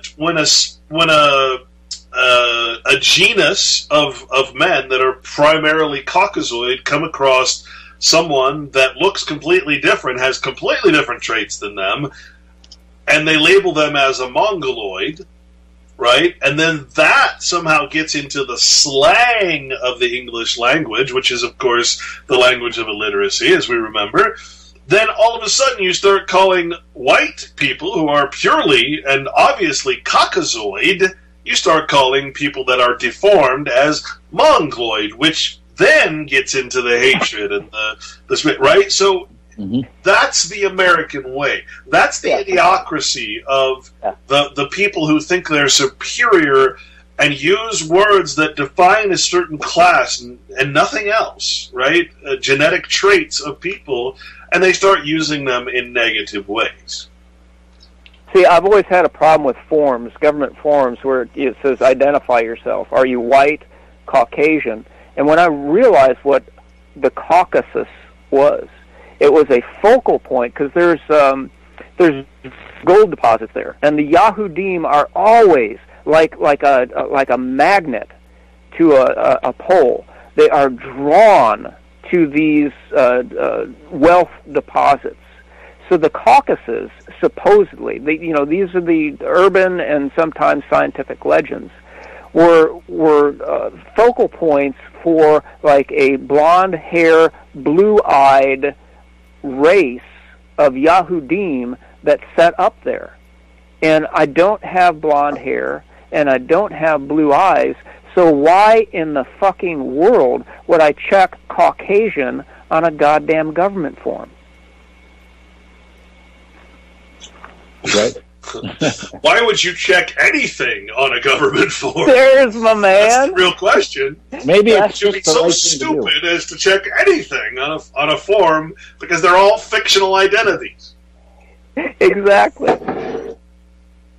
And so, who are we? If there was a core question that I would raise for this show, if I'm saying that by 1600 BC, that the founder of Ayurvedic medicine was already corrupting the quote-unquote human genome by ingrafting smallpox from other humans into the general population. Then, and this addresses Shali's question still, is who are we? Because where did the Mongoloidism come from, if not, ingrafted into us? Well, so who were we before? Here's something funny to think about. I try to get this across to people because it really helps to understand. Like, you might go onto some of these white supremacist, right, websites, and a bunch of people on there that, because they have white skin, they really don't know anything about their heritage whatsoever, where their ancestors came from or anything. They're like, yeah, that Obama, that nigger running the country. Well, okay, where does that word come from? Well, negroid, which is a description of the African people. But what's hilarious to me is the irony that is. You got a bunch of people who don't know anything about their heritage, they're complete slaves to Obama's family in the United States here. Obama is, in fact, a white person by law. By inheritance law, because it's not skin color. Skin color has nothing to do with it. Nor does if you're tree man, what are you going to call tree man? You're going to call him white or black, right? Skin color has nothing to do with what your blood represents, what your DNA represents, which is Caucasoid, Mongoloid, or Negroid. Scientific terms. So you got people saying, he's a Negroid, not even knowing where that word, is referenced from, the eugenics movement. And here is Barack Obama, part of the white, very white Dunham clan of landowners, and you're calling him a nigger. You're calling him a black man. You're saying it's the first black president when there's nothing black about him except your idiotic perception of his skin color. But if you actually understand what all this means, he's not black in any way. That is the perfect example of how arrogant and ignorant the people of the commonality have become.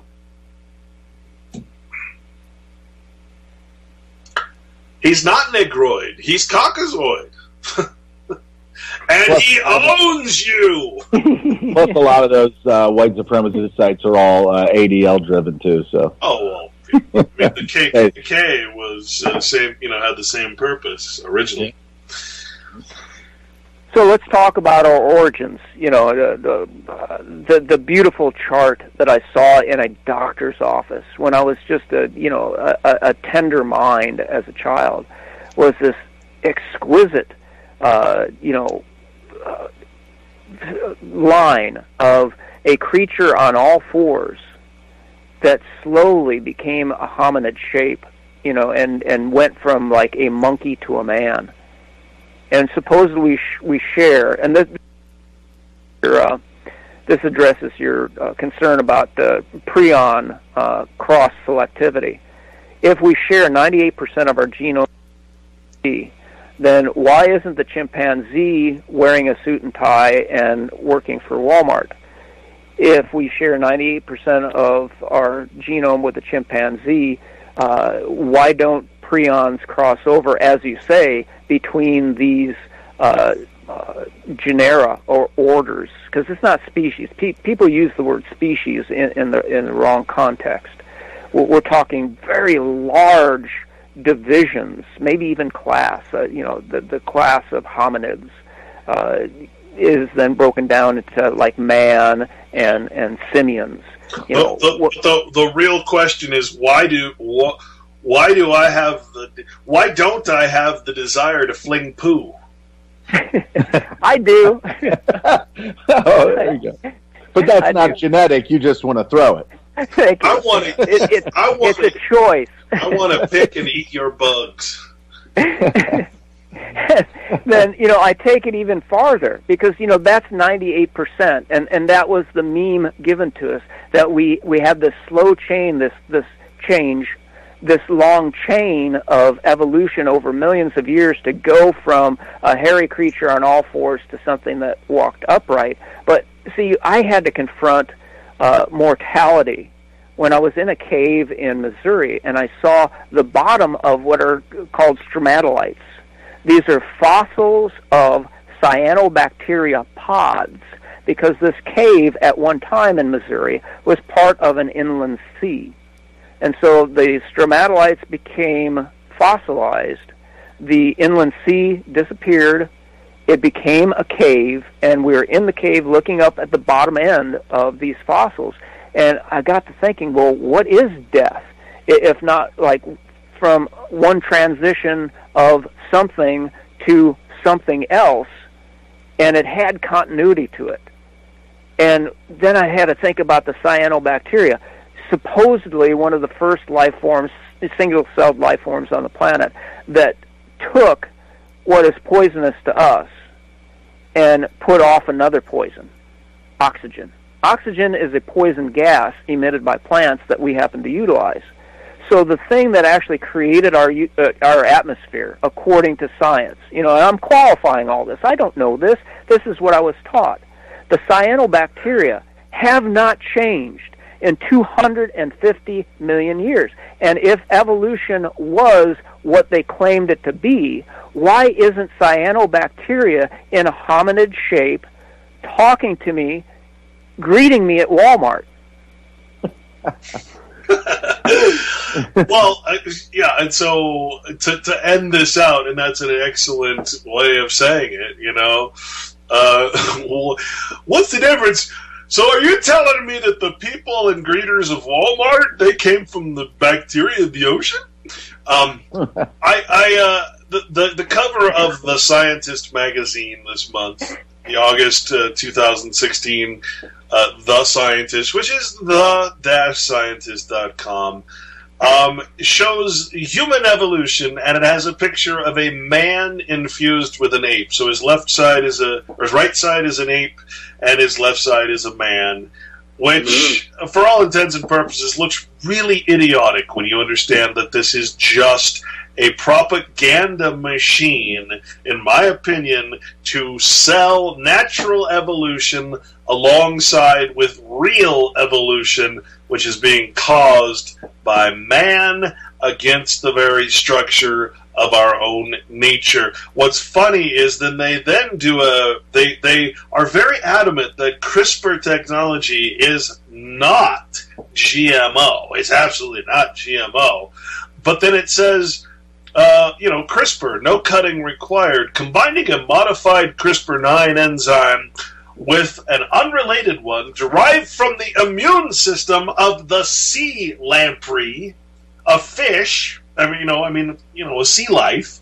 Researchers demonstrate yet another way to edit a single DNA nucleotide. Right? So here they're telling you that they're forcing evolution. You want to tell me how the hell that my system is ever going to be mixed with that of a sea lamprey, unless some asshole in a white coat decides it's going to happen and is funded by government and it's put in my vaccine or whatever, or you said it's aerosolized too now. See, this is as long as you can be made to believe in natural evolution, you will accept any evolution that they force upon you. That's the point. Okay, right. Clint. Yeah. So the USDA said equivocally that they will not label any CRISPR-altered organism as GMO because it hasn't affected the DNA. So I struggled again throughout this entire broadcast to find information that says equivocally that CRISPR edits DNA, period. So the only natural response then is the Red Queen's response to the USDA. Off with their heads. Got about 30 seconds, guys. Well, thanks, Shali. I appreciate thanks, man. Indulging us again. No. Down with Darwin! Off with his head! Yeah. Douchewin. It should have been not where we came from, but where we're going, in a small caption. We're going to hell. Nice. Can't you see it? Yeah. Very nice. Just when it ends here, just disconnect from UCY. I just want to have a couple words with you guys before we hang up today. Thanks for hanging out today with Clint and Patrick. Remember, strongmanstory.info to get Clint's book, and vaccinefraud.com for Patrick. I will MK Ultra ya, put the MK scope on ya. If the MK hits you, it's guaranteed to open ya. The 57mm Mark 110, 220 rounds a minute, try to stop them. Don't put that on your wish list, that's retarded babble. Protesters make the hit list soon as they start to rabble. They are nothing but fishes in the barrel. It doesn't have to be Christmas for a carol. Some decorate with ornamental decorum, some perform Shakanar on Hanukkah and Purim. That's where my job come in. I am a blessing to the mercenary for the corporation selling weapons to them. Any potential competitor step into them. I'm authorized to knock them out and stick a GPS into them. They